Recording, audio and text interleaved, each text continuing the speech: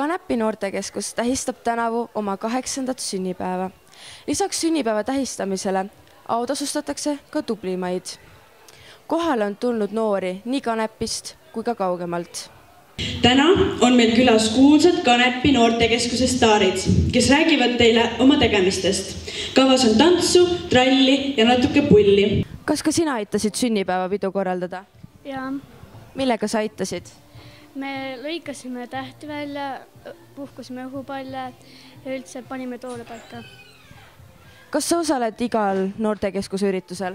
Vahepeal. Aga milline sulle on siiamaani kõige rohkem meeldinud? Pidžaamapeod. Kuidas on möödunud aasta Kanepi noortekeskuses noortel läinud? Väga tegusalt ja kindlasti hästi rõõmsalt. Et alustasime ju kõigi nende selliste traditsiooniliste ürituste läbiviimisega, korraldamisega, planeerimisega aasta alguses. Et selliseid traditsioonilisi üritusi on tegelikult meie noortel hästi palju. Kes kõige rohkem kaasa aitasid? Noorte aktiiv ja sinna kuulub vähemalt meil 20 noort, kes siis kõike seda aitavad korraldada. Millised on siis tulevikuplaanid seoses noortekeskusega? Kindlasti kaasata nooremaid noorte aktiivi ja suuremate eeskujul saavad siis nemad ka kõiki neid üritusi korraldada ja läbi viia ja muidugi jätkata huviringide tegevust, mis siis laiendab neid erinevaid vaba aja veetmise võimalusi kõigile valla noortele. Rääkige lähemalt, kuidas on veel noored teil abiks olnud?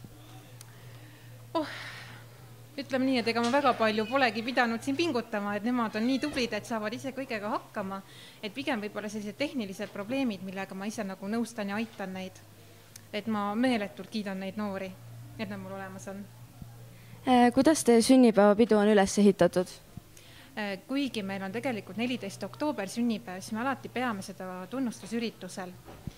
Et nagu te täna nägite, siis on selline hästi tore kava meil valmistatud ja sünnipäeva siis tähistame tordisöömisega peale kava.